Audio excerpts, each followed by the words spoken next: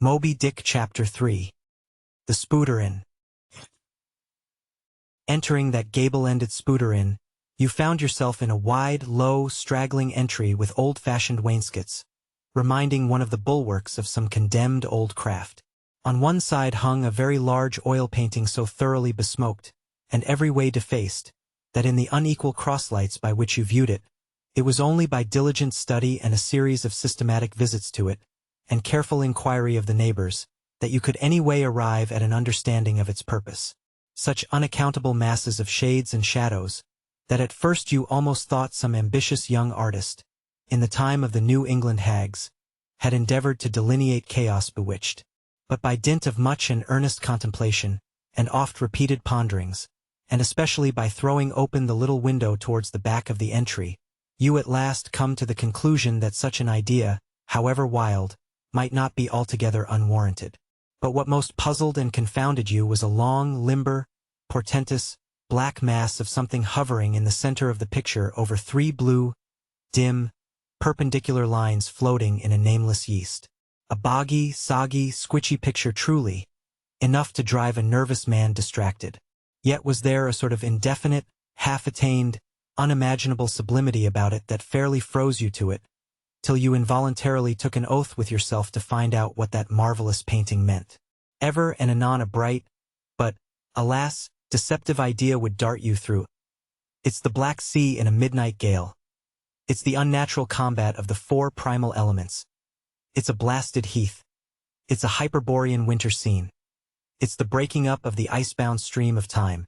But at last all these fancies yielded to that one portentous something in the picture's midst. That once found out and all the rest were plain. But stop. Does it not bear a faint resemblance to a gigantic fish? Even the great Leviathan himself? In fact, the artist's design seemed this, a final theory of my own, partly based upon the aggregated opinions of many aged persons with whom I conversed upon the subject. The picture represents a Cape Horner in a great hurricane, the half-foundered ship weltering there with its three dismantled masts alone visible, and an exasperated whale, purposing to spring clean over the craft, is in the enormous act of impaling himself upon the three mastheads. The opposite wall of this entry was hung all over with a heathenish array of monstrous clubs and spears. Some were thickly set with glittering teeth resembling ivory saws. Others were tufted with knots of human hair, and one was sickle-shaped, with a vast handle sweeping round like the segment made in the new-mown grass by a long-armed mower. You shuddered as you gazed, and wondered what monstrous cannibal and savage could ever have gone a death-harvesting with such a hacking, horrifying implement. Mixed with these were rusty old whaling lances and harpoons all broken and deformed. Some were storied weapons. With this once long lance, now wildly elbowed, 50 years ago did Nathan Swain kill 15 whales between a sunrise and a sunset. And that harpoon, so like a corkscrew now, was flung in Javan seas, and run away with by a whale, years afterwards slain off the Cape of Blanco. The original iron entered nigh the tail, and, like a restless needle sojourning in the body of a man, traveled full 40 feet, and at last was found embedded in the hump. Crossing this dusky entry, and on through yon low-arched way, cut through what in old times must have been a great central chimney with fireplaces all round, you enter the public room. A still duskier place is this, with such low ponderous beams above, and such old wrinkled planks beneath, that you would almost fancy you trod some old craft's cockpits, especially of such a howling night, when this corner-anchored old ark rocked so furiously. On one side stood a long, low, shelf-like table covered with cracked glass cases, filled with dusty rarities gathered from this wide world's remotest nooks. Projecting from the further angle of the room stands a dark-looking den, the bar, a rude attempt at a right whale's head. Be that how it may, there stands the vast arched bone of the whale's jaw, so wide, a coach might almost drive beneath it.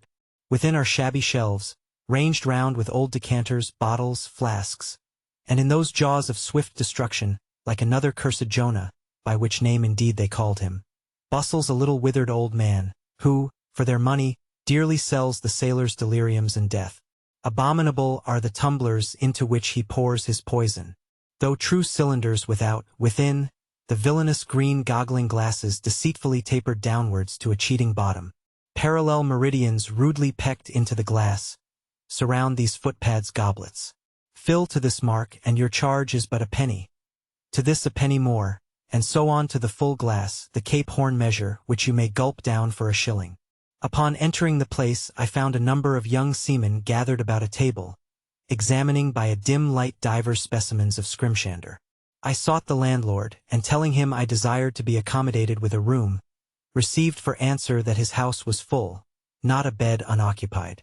But avast, he added, tapping his forehead. You hain't no objections to sharing a harpooneer's blanket, have ye? I suppose you are going a-wallin', so you'd better get used to that sort of thing. I told him that I never liked to sleep two in a bed, that if I should ever do so, it would depend upon who the harpooneer might be, and that if he, the landlord, really had no other place for me, and the harpooneer was not decidedly objectionable, why rather than wander further about a strange town on so bitter a night, I would put up with the half of any decent man's blanket. I thought so. All right, take a seat. Supper. You want supper? Supper'll be ready directly. I sat down on an old wooden settle, carved all over like a bench on the battery. At one end a ruminating tar was still further adorning it with his jackknife, stooping over and diligently working away at the space between his legs. He was trying his hand at a ship under full sail, but he didn't make much headway, I thought. At last some 4 or 5 of us were summoned to our meal in an adjoining room. It was cold as Iceland, no fire at all. The landlord said he couldn't afford it. Nothing but 2 dismal tallow candles, each in a winding sheet. We were fain to button up our monkey jackets, and hold to our lips cups of scalding tea with our half-frozen fingers. But the fare was of the most substantial kind. Not only meat and potatoes but dumplings. Good heavens! Dumplings for supper. One young fellow in a green box coat addressed himself to these dumplings in a most direful manner. "My boy," said the landlord, "you'll have the nightmare to a dead sartainty." "Landlord," I whispered, "that ain't the harpooneer, is it?" "Oh, no," said he, looking a sort of diabolically funny. "The harpooneer is a dark-complexioned chap. He never eats dumplings, he don't. He eats nothing but steaks, and he likes 'em rare." "The devil he does," says I. "Where is that harpooneer? Is he here?" "He'll be here afore long," was the answer. I could not help it, but I began to feel suspicious of this dark-complexioned harpooneer. At any rate, I made up my mind that if it so turned out that we should sleep together, he must undress and get into bed before I did. Supper over, the company went back to the barroom, when, knowing not what else to do with myself, I resolved to spend the rest of the evening as a looker-on. Presently a rioting noise was heard without. Starting up, the landlord cried, "That's the Grampus's crew. I seed her reported in the offing this morning. A 3 years' voyage and a full ship. Hurrah, boys! Now we'll have the latest news from the Fijis." A tramping of sea boots was heard in the entry.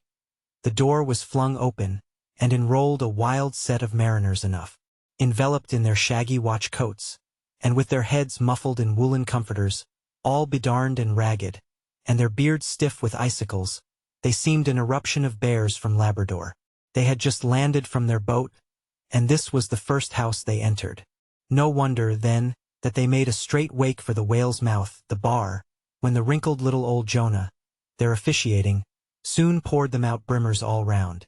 One complained of a bad cold in his head, upon which Jonah mixed him a pitch-like potion of gin and molasses, which he swore was a sovereign cure for all colds and catarrhs whatsoever, never mind of how long-standing, or whether caught off the coast of Labrador, or on the weather side of an ice island.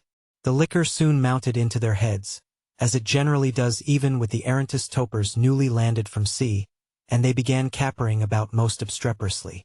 I observed, however, that one of them held somewhat aloof, and though he seemed desirous not to spoil the hilarity of his shipmates by his own sober face, yet upon the whole he refrained from making as much noise as the rest. This man interested me at once, and since the sea gods had ordained that he should soon become my shipmate, though but a sleeping partner one, so far as this narrative is concerned, I will here venture upon a little description of him. He stood full 6 feet in height, with noble shoulders, and a chest like a cofferdam. I have seldom seen such brawn in a man. His face was deeply brown and burnt, making his white teeth dazzling by the contrast. while in the deep shadows of his eyes floated some reminiscences that did not seem to give him much joy. His voice at once announced that he was a Southerner, and from his fine stature, I thought he must be one of those tall mountaineers from the Alleghanian Ridge in Virginia. When the revelry of his companions had mounted to its height, this man slipped away unobserved, and I saw no more of him till he became my comrade on the sea. In a few minutes, however, he was missed by his shipmates, and being, it seems, for some reason a huge favorite with them, they raised a cry of "Bulkington! Bulkington! Where's Bulkington?" and darted out of the house in pursuit of him. It was now about 9 o'clock, and the room seeming almost supernaturally quiet after these orgies, I began to congratulate myself upon a little plan that had occurred to me just previous to the entrance of the seamen. No man prefers to sleep two in a bed. In fact, you would a good deal rather not sleep with your own brother. I don't know how it is, but people like to be private when they are sleeping. And when it comes to sleeping with an unknown stranger, in a strange town, and that stranger a harpooner, then your objections indefinitely multiply. Nor was there any earthly reason why I as a sailor should sleep two in a bed, more than anybody else. For sailors no more sleep two in a bed at sea than bachelor kings do ashore. To be sure, they all sleep together in one apartment, but you have your own hammock, and cover yourself with your own blanket, and sleep in your own skin. The more I pondered over this harpooner, the more I abominated the thought of sleeping with him. It was fair to presume that being a harpooner, his linen or woolen, as the case might be, would not be of the tittiest, certainly none of the finest. I began to twitch all over. Besides, it was getting late, and my decent harpooner ought to be home and going bedwards. Suppose now, he should tumble in upon me at midnight. How could I tell from what vile hole he had been coming? Landlord, I've changed my mind about that harpooner. I shan't sleep with him. I'll try the bench here. Just as you please. I'm sorry I can't spare ye a tablecloth for a mattress, and it's a plaguey rough board here, feeling of the knots and notches. But wait a bit, Scrimshander. I've got a carpenter's plane there in the bar. Wait, I say, and I'll make ye snug enough. So saying, he procured the plane, and with his old silk handkerchief first dusting the bench, vigorously set to planing away at my bed, the while grinning like an ape. The shavings flew right and left, till at last the plane iron came bump against an indestructible knot. The landlord was near spraining his wrist, and I told him for heaven's sake to quit. The bed was soft enough to suit me, and I did not know how all the planing in the world could make eider down of a pine plank. So gathering up the shavings with another grin, and throwing them into the great stove in the middle of the room, he went about his business, and left me in a brown study. I now took the measure of the bench, and found that it was a foot too short, but that could be mended with a chair. But it was a foot too narrow, and the other bench in the room was about 4 inches higher than the planed one, so there was no yoking them. I then placed the first bench lengthwise along the only clear space against the wall, leaving a little interval between, for my back to settle down in. But I soon found that there came such a draught of cold air over me from under the sill of the window, that this plan would never do at all, especially as another current from the rickety door met the one from the window, and both together formed a series of small whirlwinds in the immediate vicinity of the spot where I had thought to spend the night. The devil fetch that harpooner, thought I, but stop, couldn't I steal a march on him, bolt his door inside, and jump into his bed, not to be wakened by the most violent knockings? It seemed no bad idea, but upon second thoughts I dismissed it. For who could tell but what the next morning, so soon as I popped out of the room, the harpooner might be standing in the entry, all ready to knock me down. Still, looking round me again, and seeing no possible chance of spending a sufferable night unless in some other person's bed, I began to think that after all I might be cherishing unwarrantable prejudices against this unknown harpooner. Thinks I, I'll wait a while. He must be dropping in before long. I'll have a good look at him then, and perhaps we may become jolly good bedfellows after all. There's no telling. But though the other boarders kept coming in by ones, twos, and threes, and going to bed, yet no sign of my harpooner. Landlord, said I, what sort of a chap is he? Does he always keep such late hours? It was now hard upon 12 o'clock. The landlord chuckled again with his lean chuckle, and seemed to be mightily tickled at something beyond my comprehension. No, he answered. Generally he's an early bird, ere lay to bed and ere lay to rise. Yes, he's the bird what catches the worm. But tonight he went out a-peddling, you see, and I don't see what on earth keeps him so late, unless, maybe, he can't sell his head. Can't sell his head? What sort of a bamboozlingly story is this you are telling me? Getting into a towering rage. Do you pretend to say, landlord, that this harpooner is actually engaged this blessed Saturday night, or rather Sunday morning, in peddling his head around this town? That's precisely it, said the landlord. And I told him he couldn't sell it here, the market's overstocked. With what? Shouted I. With heads, to be sure. Ain't there too many heads in the world? I tell you what it is, landlord, said I quite calmly. You'd better stop spinning that yarn to me. I'm not green. Maybe not, taking out a stick and whittling a toothpick. But I rather guess you'll be done brown if that air harpooner hears you a slander in his head. I'll break it for him, said I, now flying into a passion again at this unaccountable farrago of the landlord's. It's broke already, said he. Broke? Said I. Broke, do you mean? Sartain, and that's the very reason he can't sell it, I guess. Landlord, said I, going up to him as cool as empty Hecla in a snowstorm. Landlord, stop whittling. You and I must understand one another, and that too without delay. I come to your house and want a bed. You tell me you can only give me half a one, that the other half belongs to a certain harpooner.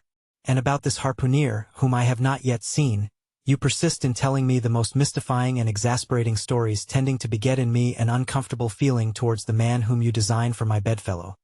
A sort of connection, landlord, which is an intimate and confidential one in the highest degree. I now demand of you to speak out and tell me who and what this harpooner is, and whether I shall be in all respects safe to spend the night with him. And in the first place, you will be so good as to unsay that story about selling his head, which if true I take to be good evidence that this harpooner is stark mad, and I've no idea of sleeping with a madman.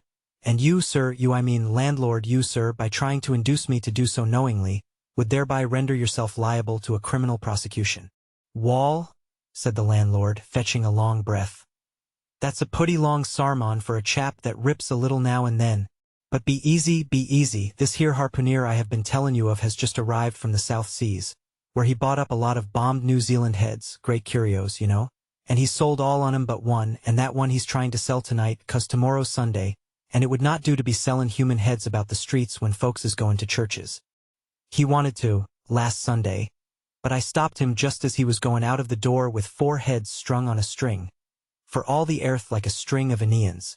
This account cleared up the otherwise unaccountable mystery, and showed that the landlord, after all, had had no idea of fooling me. But at the same time, what could I think of a harpooner who stayed out of a Saturday night clean into the Holy Sabbath, engaged in such a cannibal business as selling the heads of dead idolaters? Depend upon it, landlord, that harpooner is a dangerous man. He pays reglar, was the rejoinder. But come, it's getting dreadful late, you had better be turning flukes. It's a nice bed. Sal and me slept in that air bed the night we were spliced. There's plenty of room for 2 to kick about in that bed. It's an almighty big bed that. Why, afore we give it up, Sal used to put our Sam and little Johnny in the foot of it. But I got a dreaming and sprawling about one night, and somehow Sam got pitched on the floor and came near breaking his arm. Arter that, Sal said it wouldn't do. Come along here, I'll give ye a glim in a jiffy. And so saying, he lighted a candle and held it towards me, offering to lead the way. But I stood irresolute. When looking at a clock in the corner, he exclaimed, I vomit Sunday. You won't see that harpooner tonight. He's come to anchor somewhere. Come along then. Do come, won't ye come? I considered the matter a moment, and then upstairs we went, and I was ushered into a small room, cold as a clam and furnished, sure enough, with a prodigious bed, almost big enough indeed for any 4 harpooners to sleep abreast. There, said the landlord, placing the candle on a crazy old sea chest that did double duty as a washstand and center table. There, make yourself comfortable now, and good night to ye. I turned round from eyeing the bed, but he had disappeared. Folding back the counterpane, I stooped over the bed. Though none of the most elegant, it yet stood the scrutiny tolerably well.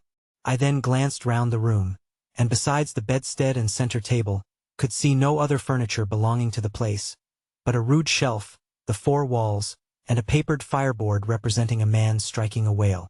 Of things not properly belonging to the room, there was a hammock lashed up and thrown upon the floor in one corner. Also a large seaman's bag, containing the harpooner's wardrobe, no doubt in lieu of a land trunk. Likewise, there was a parcel of outlandish bone fish hooks on the shelf over the fireplace, and a tall harpoon standing at the head of the bed. But what is this on the chest? I took it up and held it close to the light and felt it and smelt it, and tried every way possible to arrive at some satisfactory conclusion concerning it. I can compare it to nothing but a large doormat, ornamented at the edges with little tinkling tags, something like the stained porcupine quills round an Indian moccasin. There was a hole or slit in the middle of this mat, as you see the same in South American ponchos. But could it be possible that any sober harpooner would get into a doormat and parade the streets of any Christian town in that sort of guise? I put it on to try it, and it weighed me down like a hamper, being uncommonly shaggy and thick, and I thought a little damp, as though this mysterious harpooner had been wearing it of a rainy day. I went up in it to a bit of glass stuck against the wall, and I never saw such a sight in my life. I tore myself out of it in such a hurry that I gave myself a kink in the neck. I sat down on the side of the bed, and commenced thinking about this head-peddling harpooner and his doormat. After thinking some time on the bedside, I got up and took off my monkey jacket, and then stood in the middle of the room thinking. I then took off my coat, and thought a little more in my shirt sleeves. But beginning to feel very cold now, half undressed as I was, and remembering what the landlord said about the harpooner's not coming home at all that night, it being so very late, I made no more ado, but jumped out of my pantaloons and boots, and then blowing out the light tumbled into bed, and commended myself to the care of heaven. Whether that mattress was stuffed with corn cobs or broken crockery, there is no telling, but I rolled about a good deal and could not sleep for a long time. At last I slid off into a light doze, and had pretty nearly made a good offing towards the land of Nod, when I heard a heavy footfall in the passage, and saw a glimmer of light come into the room from under the door. Lord save me, thinks I, that must be the harpooner, the infernal head peddler. But I lay perfectly still, and resolved not to say a word till spoken to. Holding a light in one hand, and that identical New Zealand head in the other, the stranger entered the room, and without looking towards the bed, placed his candle a good way off from me on the floor in one corner, and then began working away at the knotted cords of the large bag I before spoke of as being in the room. I was all eagerness to see his face, but he kept it averted for some time while employed in unlacing the bag's mouth. This accomplished, however, he turned round, when, good heavens! What a sight! Such a face! It was of a dark, purplish, yellow color, here and there stuck over with large blackish-looking squares. Yes, it's just as I thought, he's a terrible bedfellow. He's been in a fight, got dreadfully cut, and here he is, just from the surgeon. But at that moment he chanced to turn his face so towards the light, that I plainly saw they could not be sticking plasters at all, those black squares on his cheeks. They were stains of some sort or other. At first I knew not what to make of this, but soon an inkling of the truth occurred to me. I remembered a story of a white man, a whaleman too, who, falling among the cannibals, had been tattooed by them. I concluded that this harpooner, in the course of his distant voyages, must have met with a similar adventure. And what is it? Thought I, after all. It's only his outside. A man can be honest in any sort of skin. But then, what to make of his unearthly complexion, that part of it, lying round about and completely independent of the squares of tattooing? To be sure, it might be nothing but a good coat of tropical tanning. But I never heard of a hot sun's tanning a white man into a purplish-yellow one. However, I had never been in the South Seas, and perhaps the sun there produced these extraordinary effects upon the skin. Now, while all these ideas were passing through me like lightning, this harpooner never noticed me at all. But, after some difficulty having opened his bag, he commenced fumbling in it, and presently pulled out a sort of tomahawk, and a sealskin wallet with the hair on. Placing these on the old chest in the middle of the room, he then took the New Zealand head, a ghastly thing enough, and crammed it down into the bag. He now took off his hat, a new beaver hat, when I came nigh singing out with fresh surprise. There was no hair on his head, none to speak of at least, nothing but a small scalp not twisted up on his forehead. His bald purplish head now looked for all the world like a mildewed skull. Had not the stranger stood between me and the door, I would have bolted out of it quicker than ever I bolted a dinner.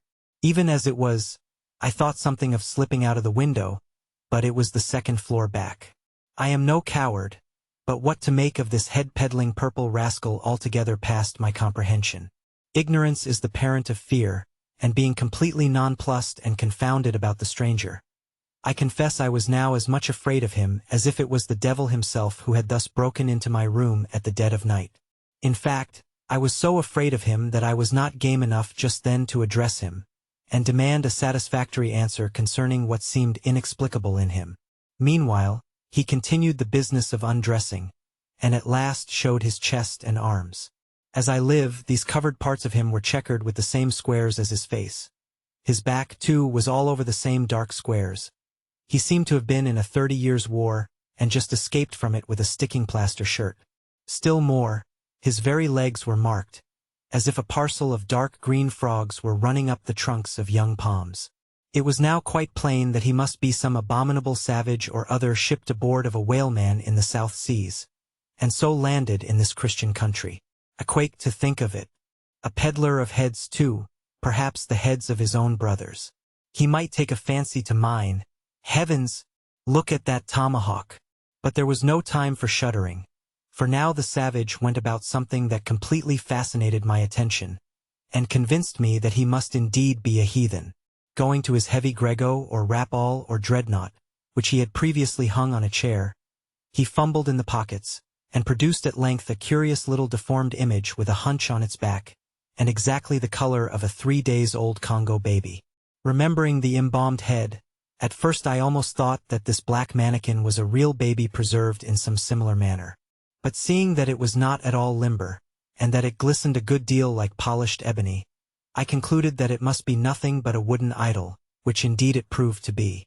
For now the savage goes up to the empty fireplace, and removing the papered fireboard, sets up this little hunchbacked image, like a tenpin, between the andirons. The chimney jambs and all the bricks inside were very sooty, so that I thought this fireplace made a very appropriate little shrine or chapel for his Congo idol. I now screwed my eyes hard towards the half-hidden image, feeling but ill at ease meantime, to see what was next to follow. First he takes about a double handful of shavings out of his grego pocket, and places them carefully before the idol. Then laying a bit of ship biscuit on top and applying the flame from the lamp, he kindled the shavings into a sacrificial blaze. Presently, after many hasty snatches into the fire, and still hastier withdrawals of his fingers, whereby he seemed to be scorching them badly, he at last succeeded in drawing out the biscuit. Then blowing off the heat and ashes a little, he made a polite offer of it to the little negro. But the little devil did not seem to fancy such dry sort of fare at all. He never moved his lips. All these strange antics were accompanied by still stranger guttural noises from the devotee, who seemed to be praying in a sing-song or else singing some pagan psalmody or other, during which his face twitched about in the most unnatural manner. At last extinguishing the fire, he took the idol up very unceremoniously, and bagged it again in his grego pocket as carelessly as if he were a sportsman bagging a dead woodcock.